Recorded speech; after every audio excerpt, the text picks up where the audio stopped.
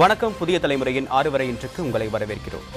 நாகர்கோவில் அடுத்த ஒழுகினசேரியில் மதுவிலக்கு உள்ளிட்ட 5 அம்ச கோரிக்கைகளை வலியுறுத்தி தலித் உரிமைகள் பாதுகாப்பு இயக்கத்தை சேர்ந்த 2 பேர் செல்போன் கோபுரத்தின் மீது ஏறி போராட்டத்தில் ஈடுபட்டுள்ளனர்.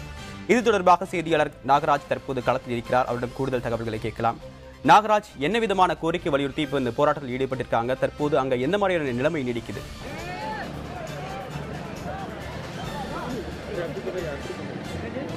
கண்டிப்பா. அதாவது ஏற்கனவே காந்தியவாதி சசி பெருமாள் மதுவிலக்குக்காக போராடி உயிரிழந்துள்ளார். இந்த சூழ்நிலையில் அவரது பிரேத பரிசோதனை முடிந்தும் அவரது உடல் வாங்கப்படாத சூழ்நிலை நிலவுகிறது. இது குறித்து கேட்கும்பொழுது கூட அவர் சகோதரர் முழுமையாக மதுவிலக்கு குறித்து மதுவிலக்கு சம்பந்தமாக தமிழக அரசு ஒரு அறிக்கையை வெளியிட வேண்டும், அதாவது தாமதமாகவாது இந்த மதுவிலக்கு கொள்கையை அறிமுகப்படுத்த வேண்டும் என்று கூறியிருந்தார்.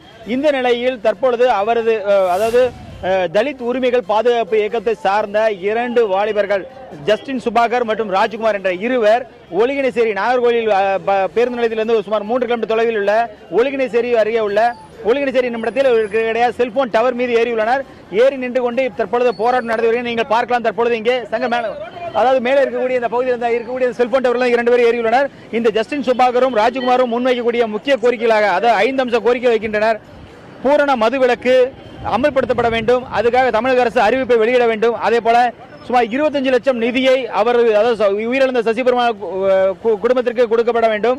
அதே போல அவர் உயிரிழப்பு குறித்து தகுந்த தனி நீதிபதி மூலம் ஒரு நீதி விசாரணை நடத்தப்பட வேண்டும். அதே போல மதுக்கடைகளை அப்புறப்படுத்துவதற்கு உடனடியாக அதற்கான நடவடிக்கைகளை அரசு எடுத்துக்கொள்ள வேண்டும். அதே போல எலைட் மதுக்கடைகளை அமைக்கும் முடிவை கைவிட வேண்டும் என்ற இந்த 5 அம்ச கோரிக்கைகளை வலியுறுத்தி தற்பொழுது இந்த 2 வாலிபர்கள் மேலிருந்து பல்வேறு துண்டு பிரசுரங்கள் வாயிலாகவும் தங்கள் கோரிக்கைகளை வெளியே தெரிவித்திருக்கின்றனர். அது மட்டுமில்லாது மேலே இருந்து கொண்டு கோஷமும் எழுப்பியிருக்கின்றனர். இது இந்த பகுதியில் மீண்டும் ஒரு அதிர்ச்சியை ஏற்படுத்தியவாறு இருக்கிறது. இதற்காக காவல்துறையினரும் தீயணைப்பு துறையினரும் அந்த பகுதியில் குழுமியிருந்து அவர்கள் அந்த மீட்பு பணிக்காக பல்வேறு முயற்சிகள் எடுத்து வருகின்றனர். நாகராஜ், குறிப்பா அந்த டவர் எவ்வளவு அடி உயரம், அங்க மேல இருக்கக்கூடியவர்களுக்கு சுவாசிப்பதற்கான வசதிகள் இருக்கா, எவ்வளவு நேரமா மேல இருக்காங்க, அதிகாரிகள் என்ன நடவடிக்கை எடுத்துட்டு இருக்காங்க? நாகராஜ்,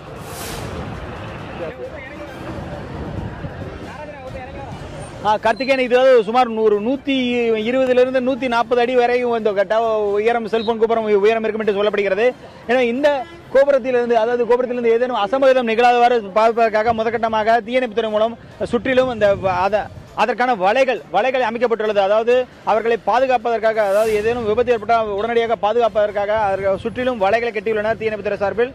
இருப்பினும் இந்த உடனடியாக அவர் மீட்பதற்காக அந்த தலித் உரிமைகள் பாதுகாப்பு இயக்கத்தை சார்ந்த அவரது அந்த தலைவரை வரவழைத்து பேச்சுவார்த்தை தற்பொழுது நடத்தி வருகின்றனர். கார்த்திகேயன், நாகராஜ், எவ்வளவு நேரமா அவங்க மேல இருக்காங்க? குறிப்பா அவங்க ஏறுற வரைக்கும் யாருமே கவனிக்கலையே அந்த விஷயத்தை? குறிப்பா இது போன்ற ஒரு ஆபத்தான ஒரு போராட்டத்தை முன்னெடுக்கும் போது யாரிடையும் ஒரு அச்சுறுத்தல் ஏற்படக்கூடிய நிலைதான் நீடிக்கும். இது தொடர்பாக யாரிடமும் பேச்சுவார்த்தை மேற்கொள்ளவில்லையா? அது யாருமே கவனிக்கலையா? நாகராஜ்,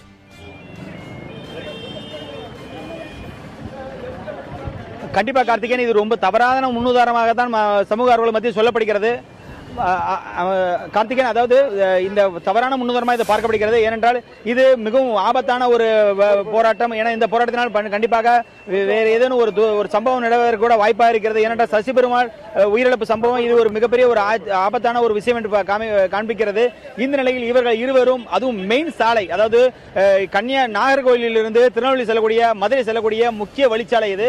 அதுவும் அந்த நாகர்கோவில் பேருந்து நிலையத்திலிருந்து சுமார் 2 கிலோமீட்டர்லிருந்து 3 கிலோமீட்டர் தொலைவுக்குள்ளே இந்த சம்பவம் நடந்துள்ளது.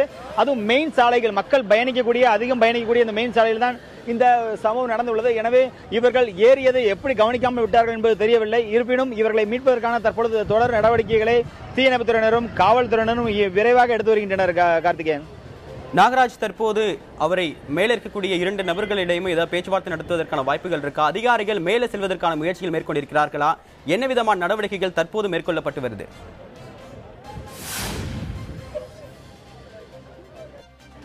இல்ல, தற்பொழுது இந்த தேவப்பிரியன், அதாவது ஆம் ஆத்மி கட்சி சார்பிலும் அதே போல மதுவுக்கு எதிரான இயக்கம் சார்பிலும் அவரை கீழே இறக்குவதற்காக பல்வேறு முயற்சிகளை, அதாவது ஒலிபெருக்கி மூலமாக அவருக்கு தெரிவித்து அவரை கீழே இறங்குவதற்காக முயற்சிகள் எடுத்து வருகிறார்கள்.